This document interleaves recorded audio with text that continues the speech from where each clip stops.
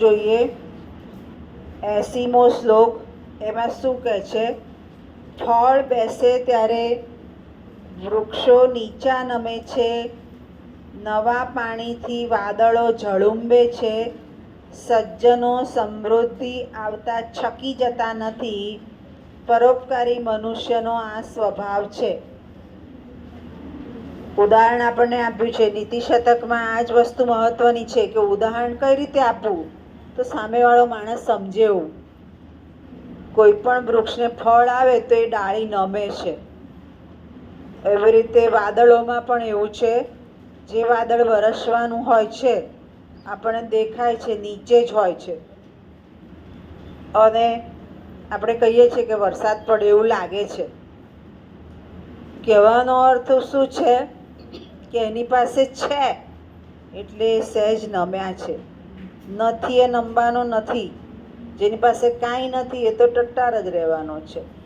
કહેવાનો અર્થ એ છે કે પરોપકાર કરે એ માણસનો સ્વભાવ જ પહેલેથી નમ્ર હોય છે, તો જ એ પરોપકાર તરફ જાય.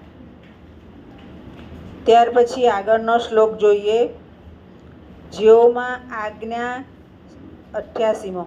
જેઓમાં આજ્ઞા, કીર્તિ, સજ્જનોનું પાલન, દાન, ભોગ અને મિત્રનું રક્ષણ આ 6 ગુણો રહેલા છે તેમને રાજ્યાશ્રયનો શું ફાયદો?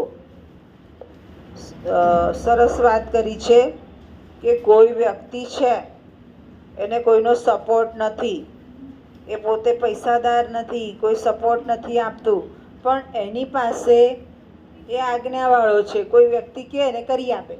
કીર્તિ એટલે એનું કામ એવું છે કે એના કામથી ઓળખાય છે.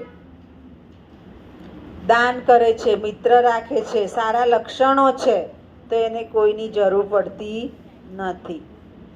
આગળ જોઈએ 91મો.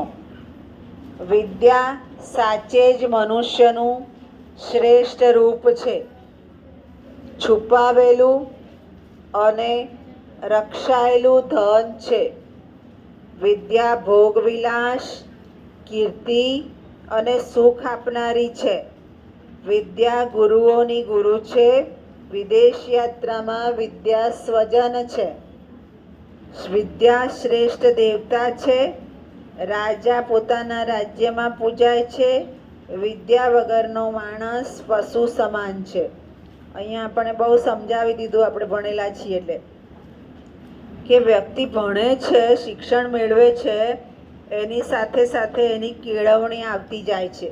મેં હમણાં તમને કહ્યું કે તમે 3 વર્ષમાં ઘણું બધું શીખશો, ભણવા સિવાય પણ કેળવાતા જશો. કેવી રીતે કેળવવાનું?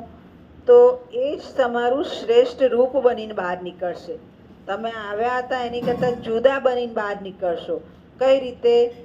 તો તમારી પાસે શિક્ષણ અને કેળવણી બંને છે તો તમે ધન કમાઈ શકશો.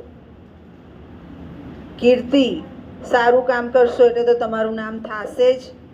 બીજું, તમે બહાર ગયા છો તો તમારે નોલેજની જરૂર પડશે, એટલે વિદ્યા એક નોલેજ રૂપે તમારી જોડે ઊભી રહેશે. રાજા છે, રાજા એ તો પોતાના રાજ્યમાં પૂજાય છે, પણ જેની પાસે શિક્ષણ અને કેળવણી છે એ તો બધે પૂજાય છે. કારણ કે આપણે કહીએ, આપણે અત્યારે પણ યાદ કરીએ છીએ કે અબ્દુલ કલામ, એના જેવો માણસ નહીં થાય. ગાંધીજી, તો આ કઈ રીતે ઓળખીએ છીએ? એના નોલેજને આધારે ઓળખીએ છીએ. એટલે જેની પાસે શિક્ષણ અને કેળવણી બંને હશે એને બધા ચારે તરફ ઓળખતા જશે. 92મો શ્લોક જુઓ. સ્વજનો પ્રત્યે સૌજન્ય, બીજા લોકો પ્રત્યે દયા, દુર્જનો પ્રત્યે સદાય શઠતા, સજ્જન ઉપર પ્રેમ, દુષ્ટ લોકો પ્રત્યે કોપ, વિદ્વાનો તરફ નમ્રતા, શત્રુ પ્રત્યે શૌર્ય, વડીલો પ્રત્યે ક્ષમા, સ્ત્રીઓની બાબતમાં ધૂર્તતા. જે પુરુષો આ પ્રમાણની કળામાં કુશળ છે તેના ઉપર લોક વ્યવહાર ટકેલો છે. અહીંયા આપણને સમાજ કઈ રીતે ચાલે છે બતાવ્યું કે સારો માણસ હોય તો એની જોડે દયાભાવ રાખીને આપણે કામ લેવું જોઈએ. દુર્જન છે તેનાથી દૂર જ થવું જોઈએ. દુષ્ટ વ્યક્તિ હોય, દુષ્ટ એટલે જે બીજાનું ખરાબ કરે છે, એની જોડે કોઈ વાર ગુસ્સો પણ કરી શકાય. શત્રુ સામે આવી ગયો તો ડરીને નહીં ઊભા રહેવાનું, શૌર્ય બતાવવાનું. વડીલો જે હોય તો એ નાનાને માફ કરે. આ બધી વસ્તુઓ પર જ આપણો સમાજ ટકેલો છે અને એ એકબીજા સામેનો વ્યવહાર છે. અને એ સમાજ શેનાથી ટક્યો છે? આવા વ્યવહારથી ટક્યો છે. ત્યાર પછી આગળનો શ્લોક જોઈએ, 93મો શ્લોક જુઓ. હાથમાં પ્રશંસનીય દાન, મસ્તક ઉપર ગુરુજનોના ચરણમાં કરેલા પ્રણામ, મુખમાં સાચી વાણી, બાહુમાં અતુલ્ય બળ, હૃદયમાં વિશુદ્ધ ભાવ અને બંને કાનો દ્વારા પ્રાપ્ત કરેલું શસ્ત્ર જ્ઞાન. આ બધું સમૃદ્ધિ વિના પણ કુદરતી રીતે મહાન પુરુષોની શોભારૂપ છે. આ બધું આપણે લઈ શકીએ છીએ એમ કહે છે, કોઈની જરૂર નથી પડતી. કંઈ તો તમે કંઈક દાન કરી શકો. ધારો કે તમે કમાતા હો તો કોઈ જરૂરિયાતવાળાને આપી શકો, એમાં તમારે પૂછવાની જરૂર નથી પડતી. ગુરુજનો હોય એની જોડે તમે સારું રાખો, ભણો, સારું રાખો એટલે ભણો તો એના આશીર્વાદ તમારી સાથે હોય જ. તમારી વાણી સાચી હોવી જોઈએ, સારું ગ્રહણ કરતા હોવા જોઈએ. આ બધું એ વ્યક્તિનું પોતાનું છે ને એનાથી જ આપણે મહાન થતા હોઈએ છીએ. આગળ જુઓ. સિંહ બાળક હોય તો પણ મદથી ખરડાયેલા લમણારૂપી દિવાલોવાળા હાથીઓ પર હુમલો કરે છે. તેજસ્વી વ્યક્તિઓનો આ સ્વભાવ જ છે, ખરેખર ઉંમર તેજનું કારણ નથી.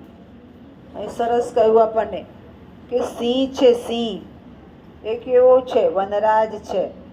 એની સામે હાથી ઊભો રહે તો સિંહ કંઈ ડરી જવાનો નથી. પછી ભલે બાળક સ્વરૂપે નાનું હોય, સિંહ બાળ, એટલે એમ કે ક્યારેય કોઈ વ્યક્તિ હાઈટ બોડી મોટી હોય એટલે ડરી જવું એવું નહીં. તમારી પાસે શૂરવીરતા છે, તમારી પાસે તેજસ્વીતા છે તો તમે જ પોતે એમાં આગળ નીકળો છો. સિંહ બાળ અને હાથી દ્વારા આપણને સમજાવ્યું કે તેજસ્વીતા અને શૂરવીરતા એ આપણી પાસે હોય છે. ખ્યાલ આવી ગયો? સમજ પડી ગઈ? અહીંયા યુનિટ 4 ભાષાંતર પૂરું થાય છે.